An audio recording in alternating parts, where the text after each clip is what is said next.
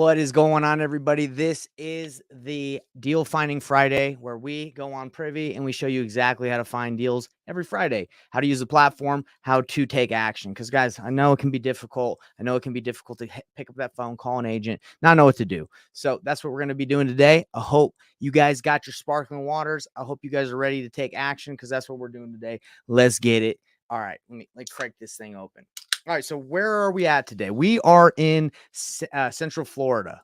I live in Salt Lake City, Utah. I'm doing this virtually. I'm doing deals in Florida and in the Utah market. Those where I focus. And if you're watching this live, give me a what's up. Say how you're doing. Want to see how you guys are doing. It's important to me that you interact, because, like I said, this is for you. I'm doing this so you guys can take action and learn how to get deals. So let's go ahead and get it. I got something in the background going too. So definitely want to make sure everyone's rocking and rolling. All right. Welcome. And again, if you're watching this live, just say what's up. Tell me where you're watching from, and maybe I can answer some questions live. All right, everybody. So let's break it down. All right. Let me share my screen really quick. Well, before I share my screen, let me explain to you what's going on. I have a deal. I networked with this individual that has several deals under contract. And what I teach people to do that are brand new, I say, hey, leverage the work of other people that are good at acquisitions, that have deals, and maybe they're not that good at dispositions, or they don't have the time to really individually look at like who can buy their deal specifically, because they got like 5-10 deals they're trying to dispo at once. So why don't you network with people that have deals and bring buyers to their deals, and you guys can split the fee. I mean, it's whatever you work out. I usually get paid for my buyer. Doesn't really affect the wholesaler at all. I just add my fee on top.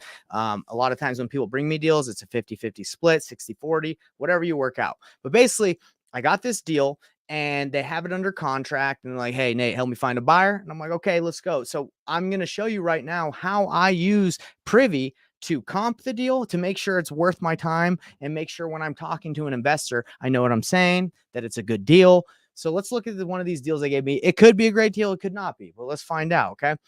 So let's dive right in here. Let me share my screen over here. Okay, everybody. So right here is the deal here on Privy. All I did is I went here and I copy and pasted the address. And what I want to first do is I want to find out what comps are looking like. All right. And you can do that super fast, super easy with Privy. All you have to do is go scroll down here to where it says comparables. Super simple. Now we're going to reset it, because it usually resets with just within half a mile and does the criteria. But I'm going to show you guys exactly what to set the filters at if you're not getting a lot of information. And I want to also say, I think there's a comment. So let me get to that. I actually just have to write something. I have to put a little banner at the bottom. Give me a second. Learn how to use Privy more. Privy. What's up, everybody? Thanks for tuning in live. Like I said, means a lot. Anyway, I'm just throwing that at the bottom. If you guys watch this live, great, you can learn. But if you want to learn more, obviously we have a Facebook group that tells you more about Privy. But let's go right into it. So this is the property. As you can see, I just go down to comparables, and I'm hoping to see some comparables that'll let me know what this house is worth fixed up. Okay, so what we're going to do, this is the house, 247. They have it under contract. The person I'm working with right now, let me look at my CRM. They have it under contract for 221.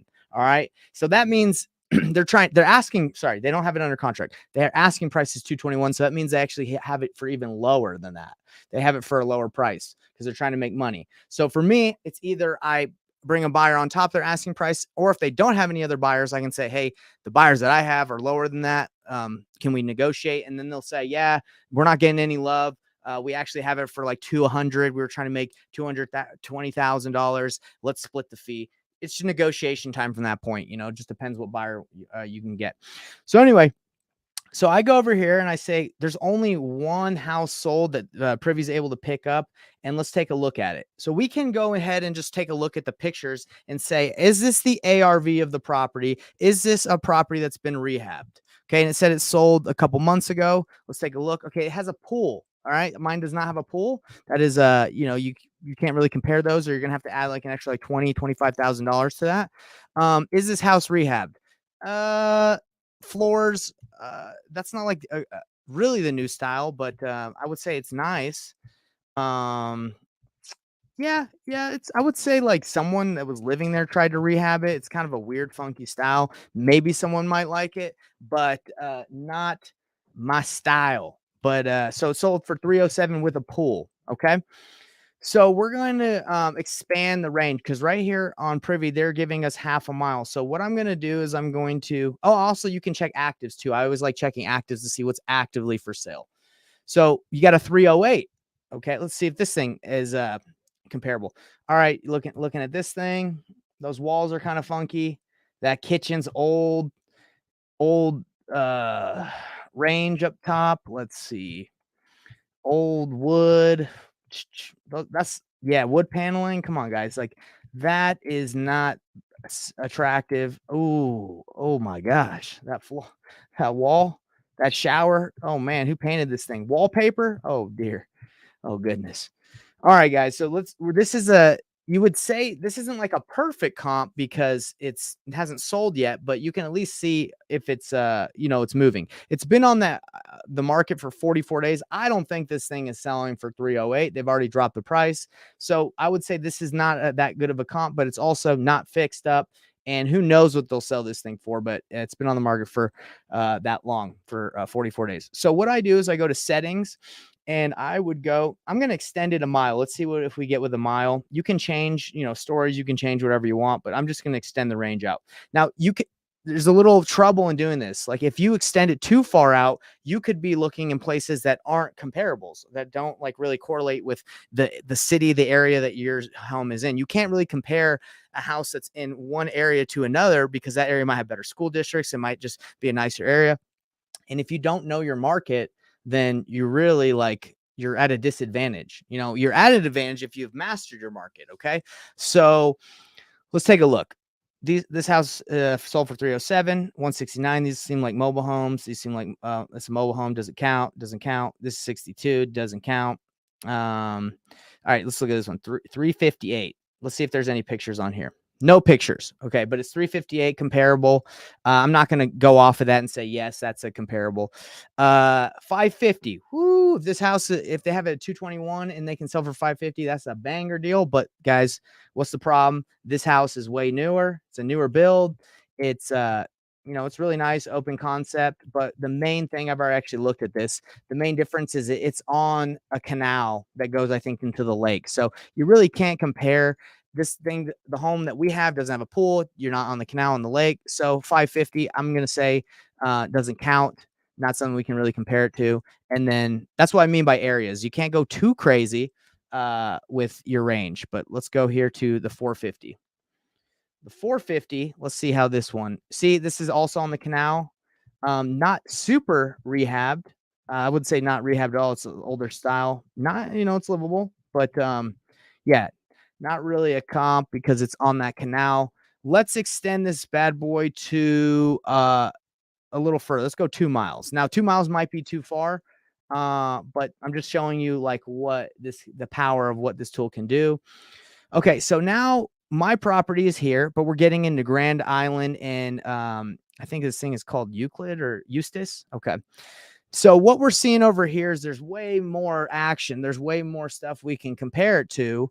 And you just got to be careful, right? So I'm not the expert over here in Eustis and what sells over there. So I could call a real estate agent, and that's how I use Privy. I would find a property that looks like it's been flipped, and I would reach out to the agent and say, hey, I have a property right in the middle between Grand Island and Eustis. I was wondering if you can help me comp it. And I was wondering if you have any buyers. I'm looking to wholesale this thing. I don't want to flip it. I'm a little iffy on it. I'm newer to real estate, so I'd rather just wholesale it. Is there any buyers that you can bring me to my deal, and I'll pay you a commission out of my fee?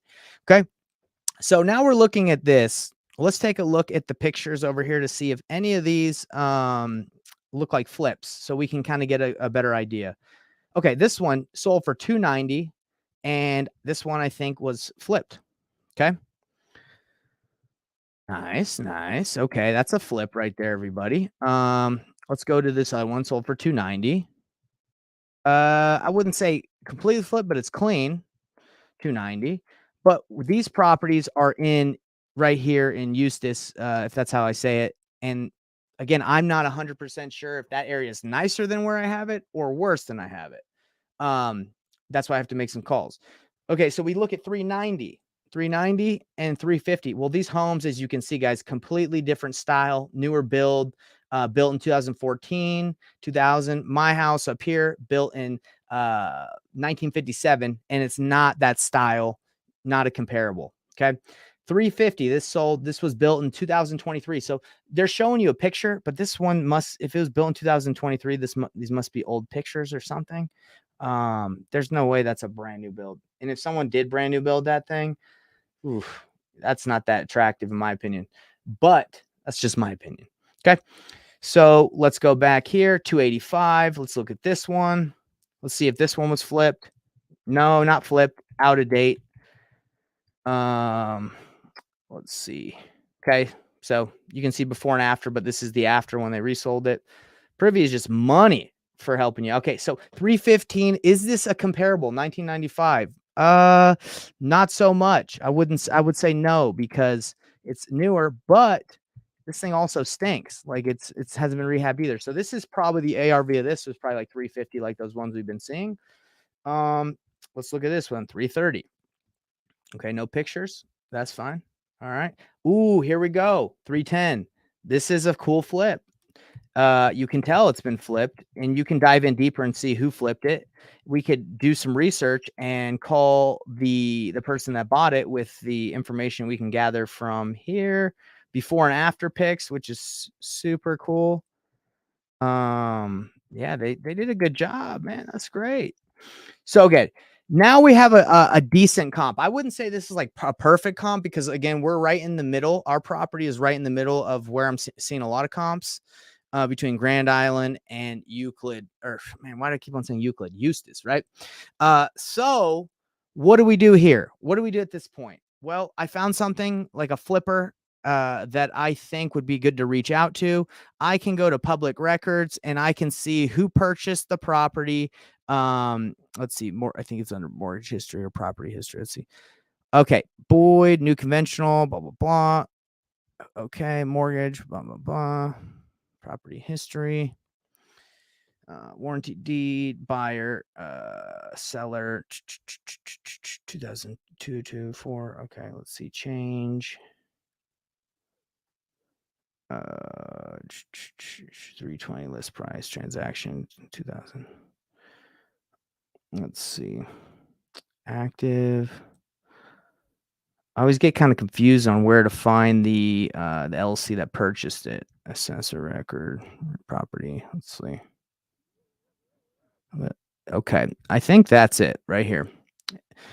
Two Gems Investment LLC. So I have two options right now. I can try and skip trace, and you can use Privy to skip trace. You can use Open Corporates, and then you can use True People Search. You can use different, whatever services you want, and you can try and get a hold of Two Gems Investments LLC, who owns it. Okay, or you can reach out to the real estate agent who represented the seller in this transaction. Okay, and that's what I like to do too. It's a little quicker. But you have to involve the real estate agent, obviously, in the transaction if you do that.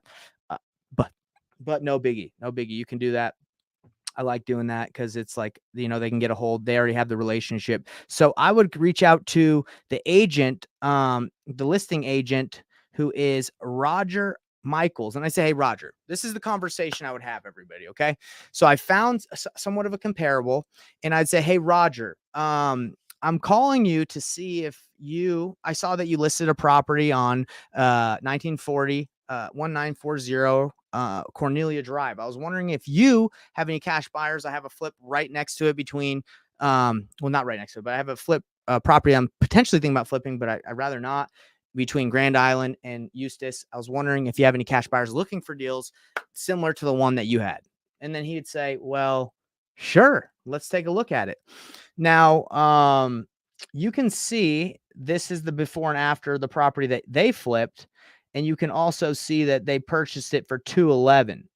How sick is that? Okay, they purchased for 211, 68% of ARV, and it was in worse shape than you could say that mine is. Okay. So do you think these people would buy my property that's not in as worse shape or not in as bad shape as the one that they bought for 211 and I have mine at 221? Okay. That's without my fee involved, but I don't really worry about that. Like we have a close deal. Now, I'm also assuming that this house is worth 310 if just like the one in here, but that's the jury's still out on that. We're not sure if this house is comparable to the one in Eustis. Is it worth more because it's outside of the city limits, or is it worth less? I have to find that out. Have to make the phone call.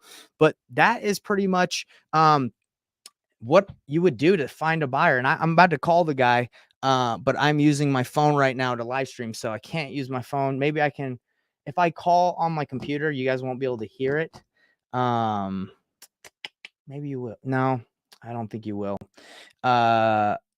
We can give it a shot. Let's give it a shot.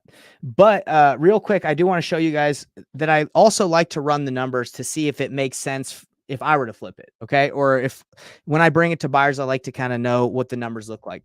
So if the house is worth 310, okay, this is my comp analysis for how to know if a deal is worth flipping. So 310, and we have the property. Oops.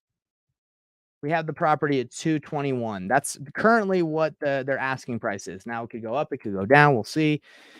So right here is the cost to flip a house. You have your hard money because 99% of buyers use hard money. They don't just have cash and just put it all in one deal. They leverage their money and they buy multiple flips at a time. So just one most of the time. So 2 points, 12%. That's for the hard money, and that's what it would cost monthly to finance this flip. Yeah, you bring 15% down. You hold the house. I would say this flip may take 3 months and then maybe 2 months to sell it. So 5 months of hold time where you're paying that interest.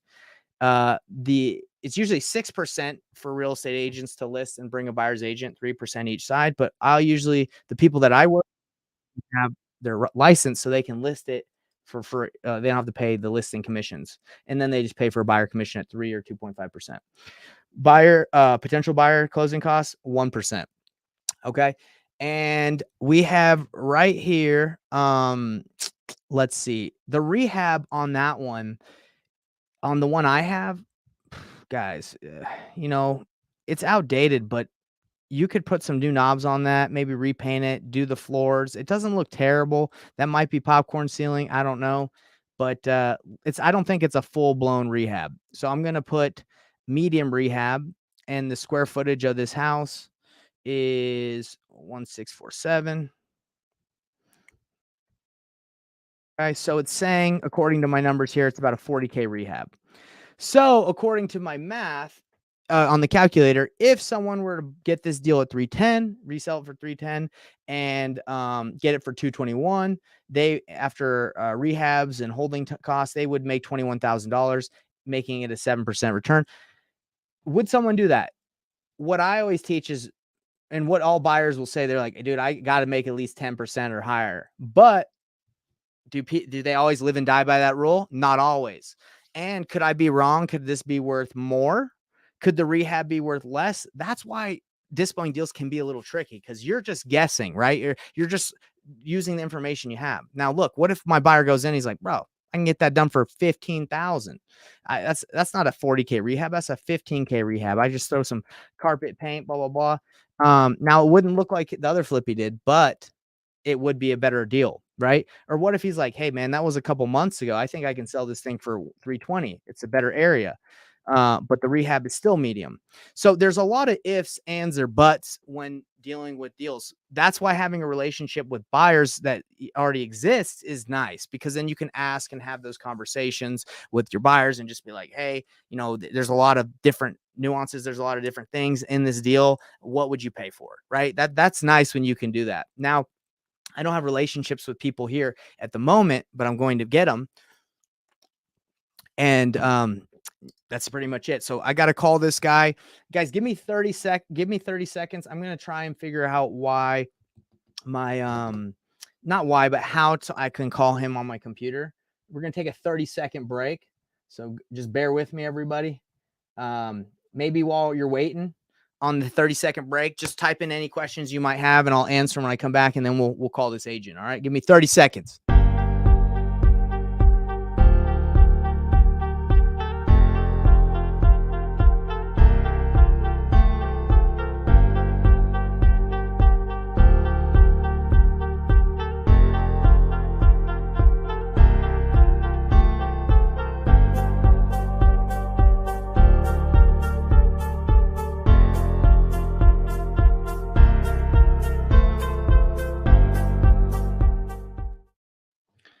All right, we're back. What's up, everybody? Yeah, I have some questions. Throw any questions you might have, and then let's call this agent right here. When should I create an LLC? That's a solid question right there. Guys, let me tell you something. You don't need an LLC to start doing this business. Is it helpful? Does it make you feel official? Yeah, it does. But is it necessary? No, it's not necessary. I'm just going to be real with you guys. You don't need to get an LC to do your first deal. But if you wanted to do it, go ahead, reach out to me. I have some options. I can kind of give you an idea of who I use or who I recommend. You can DM me or message me or whatever. But no, it's not something I would focus on. What I focus on is learning the skill set of how to comp, how to look at deals, how to network, and how to bring deals to buyers. That's what I would do. What up, Nathan? Thanks for the tutorial. I'm about to call some agents now. I recently used Privy to find some potential subject to deals. Crates off Junior, if that's how I say it. Congratulations, man. That's what I like to hear. Anybody else have any questions while I'm answering questions? And if not, let me see if I can get this thing to make a phone call so you guys can hear it, because it's, it doesn't really matter if I call and you can't hear it. Maybe you can hear me, but I want you all to hear it and take action. All right, let's see. Let's go right here. All right. I think I might be able to do this. Let's see. Okay, I'm gonna have to switch my screen a couple times, but you guys just bear with me. Okay, what we're gonna do right here is we're going to go back to Privy, and we're going to find out who is the agent that represented this this seller that flipped this house. So we go right here, and it's Roger Michaels. Okay, so we're gonna go to Roger Michaels. We're just gonna type that in, and let's see what else. So Roger Michaels, Orlando Regional. That's buyer's agent. Is that the office? Let's see. Yeah, that looks like that's the office. Let's see if that works. Real estate broker. All right, so he's a broker. Good for him.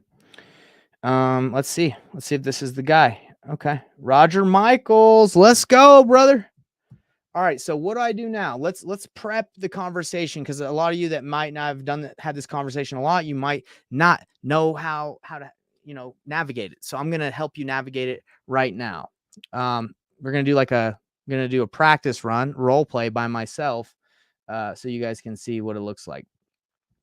So I'd call Roger, and I'd say, "Hey, Roger, how you doing? My name's Nathan, and I'm calling you because I noticed that you're a real estate agent or a broker that represents. It seems like you represent flippers. At least I saw a flip that you listed in October. Well, no, this month it just sold. Wow, amazing. So then he would say, "Yeah, what do you want?" And then I'd say, "Look, I have a property. I'm an investor from Salt Lake City, Utah. I just started going to the Orlando market, and I found a property that, I think is a good potential flip, but I'm not 100% sure if I want to flip yet. I do wholesale and assign on occasion. And I was wondering if your buyer is looking for any more deals. I'd love to have you show it to him, see if he'd be interested. And if he is, I can definitely get you paid a commission for bringing the buyer." That's it. And if he's like, "Forget you, I don't work with wholesalers, you piece of trash," I'd be like, "Okay, have a good day. Let me keep going." So let's go for it. All right. So let me share my tab and let's call him. All right. Let's see. I got to share my actual tab. Oh gosh, darn it. Okay. In order for me to share it, I got to be on a specific browser. So just bear with me again, everybody. Almost there. All these dang browsers, it's kind of hard to navigate everything. Okay.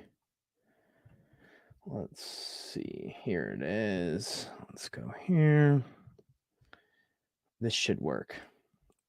The reason I have to do all this is because if I share too much of my screen, YouTube will be like, "Hey, just quit sharing all your CRM information with the world." And then, I get in trouble, and they don't let me, they don't show my stuff. All right. So here's my CRM. I can call from my CRM, and let me go grab his phone number. Let's see. Right here. Here it is. Let's call him. Let's see if he can answer. Now, look, I try to call 3 times in a row just because people sometimes don't answer numbers they don't know. So let's hopefully he answers on the first one. Let's see. Hopefully you guys can hear. If not, I did my best so you could hear it.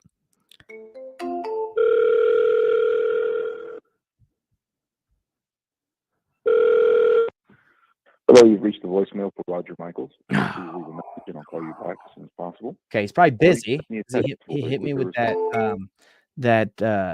end, the end the call. He hung up on me, I think. All right, let's check this out. Done. Let's go here. Let's try it again. Yeah. Come on, Roger. Quit playing games, bro.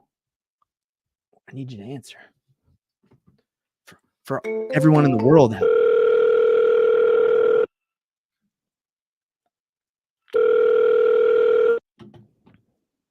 Hello. Hey, Roger, how you doing? Hi, who's this? My name's Nathan. I don't think you know me, but I was just calling about one of your properties that you recently just listed and sold. Okay. Yeah, do you have a couple minutes? I don't mean to catch you at a bad time if you're busy. I do. Just so you know, your phone number shows up as spam when you call my number. Do you have an iPhone? I do. Yeah. So unfortunately, I'm calling you from my CRM, which is my computer for work, and that dang thing flags it as spam. My bad. Well, thanks for letting me know. I just have a quick question. So I'm an investor out of Salt Lake City, Utah, but I started coming to Orlando area because Salt Lake, the market is like at a standstill. It's like nothing's moving. So I'm just investing and looking for properties in Florida now. And I came across a property that I'm kind of hesitant to flip. So I do assign and wholesale sometimes. And I saw that you represented a flipper on your last flip on 1940 Cornelia. So the reason I was calling is just to see if you know any cash buyers that are looking for more opportunities to flip. I think I have a good one. Yeah, no, that was actually me. I also flip houses. Oh, you also flip? Okay. So man, you did a great job on that one. Mostly. Thank you. Yeah. So, yeah, I mean, what do you have? Well, so I have something that's in between Grand Island and Eustis. So it's not in the Eustis. It's like, I guess right in between on the, near the main highway. But I can send you the information. But are you familiar with that area and do you work there or do you only work in Eustis? No, I do. Is it in Leesburg, Mike? Let me check. It says on I'll just give you the address. It's Edgewater Circle in Eustis, so it's still Eustis. Okay. Yeah, if you want to send it over to me, this is my cell number. So yeah, is it like I would like to know what else you're looking for if you are in the market because it looks like you just sold that one, and I'm looking every day for properties, whether it's from me or other people I network with. Yeah, it is. I look in the Lake County, Seminole County areas primarily. Single family, 1978 or newer block. Okay. And two baths preferred, but I'm pretty flexible. Everything else. Are you pretty flexible on the built date? Because the one that I'm looking at is built in 1957. I think it is block, but it was built in 57. Yeah, I mean, I usually approach those properties with caution. Yeah. Because of their age, but of course. But I'd look at it if previous owners had, repiped and rewired, then it might be something worth looking at. Okay. Now, I just want to kind of let you know, I'm assuming you've talked to a lot of wholesalers, right? Like that's probably where you get some of your deals. All the time. Yeah, I've got 5 or 6 that send me deals all the time. Gotcha. Well, I just want to let you know I'm a little different than the traditional wholesaler that just throws you on like a list and just email blasts you nonstop with deals that aren't good. Like what I try to do is I specifically, when I go to a new market, I try to develop, a good relationship with like 5 to 10 core buyers and specifically go out and look for deals that are directly meet your criteria. So I don't waste your time and just send you stuff that you don't even want to look at, Yeah. So does that work for you if I have something that, meets your criteria just to text it over and you kind of give me your thoughts on what you'd pay and then I can either get it at that price or negotiate it lower if I don't have it low enough? Sure. Okay. All right. Well, I'll send you over this information. Is it better to text it or to email it? You can do both. I'll give you my email address. Okay. Actually, let me text you my contact info and you text me back your email just so I have it in my cell phone or in my CRM. Does that work? One more time. Sorry, I lost you. Oh, I was just saying, I'll just text you real quick my contact info and just text me your email so I have it in my system already. Yeah. Cool. Yeah. Sounds good. Okay. All right. Well, hey, Roger, it's a pleasure. Look forward to doing some deals. I mean, I got a couple in the pipeline, so hopefully we can do something quick. Are you looking to close on something fairly quick since you just sold that other one? Yeah, 2-3 weeks I can close. Okay, great. All right. Well, I'll start sending you stuff and hopefully we can get some done quick. Thanks. All right. Have a good one, Roger. You too. Bye. Bye.